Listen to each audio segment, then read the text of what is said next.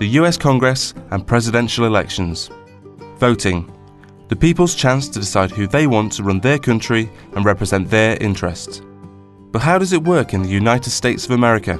Across the pond, voting is quite different.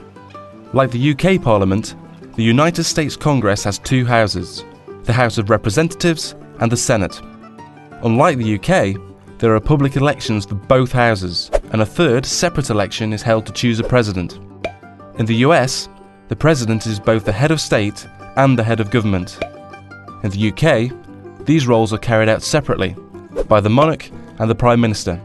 The House of Representatives in the US Congress is designed to give a voice to the people of every local voting region of America.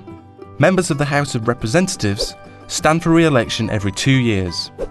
Each state is split into districts, and each district votes for one representative. The number of districts depends on the population of each state. For example, California, the most populous state, is split into 53 districts, so has 53 representatives. But Alaska, which is huge but has a really small population, only has one district and therefore only one representative in the House.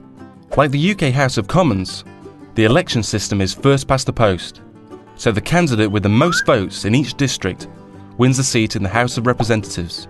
The party that wins a majority of seats in the House takes control. The ideal situation for a president is that the House is controlled by their own party. However, with elections held every 2 years, there's always a midterm election in the middle of a president's time in office. If the public thinks that the president's not doing a great job, they can vote in more members of the opposition party, making it more difficult for the president to pass laws. The Senate in the US Congress, like the House of Lords in the UK Parliament, is sometimes called the upper house. George Washington described the Senate as the saucer that cools the coffee, meaning that it's their job to scrutinise and question all proposals made by both the House of Representatives and the President, before voting to decide whether they should proceed as law. Senators, like members of the House of Representatives, are also elected to their seats by the public. Senators serve 6-year terms, and elections are staggered, so every 2 years, a third of the senators run for re-election. Each state is represented by 2 senators, regardless of its population. And again, the first past the post voting system is used, so the candidate with the most votes wins.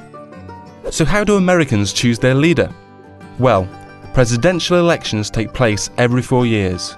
The 2 main parties, the Democrats and the Republicans, host big get-togethers where they choose their presidential candidate, the person they think will be the best leader for the nation. The winning candidate then chooses their vice presidential candidate, also known as their running mate, to help support the campaign. Presidential candidates usually choose someone with different areas of skill or knowledge, so they present voters with the best package. Together, they're known as a ticket. Presidential candidates from both parties then start out on massive election campaigns to gain as much voter support as possible.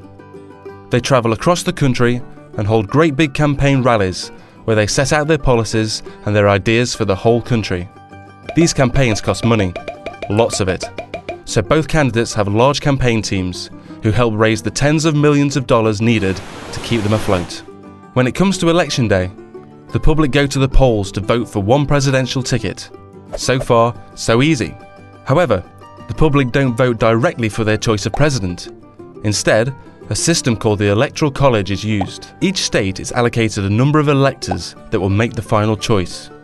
A state has the same number of electors as it does senators and representatives. In most states, all the electors will vote for the presidential ticket which received the most support in the public vote.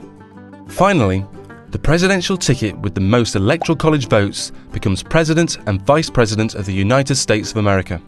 So that's how things work in the US. A democracy like the UK, but on a much larger scale.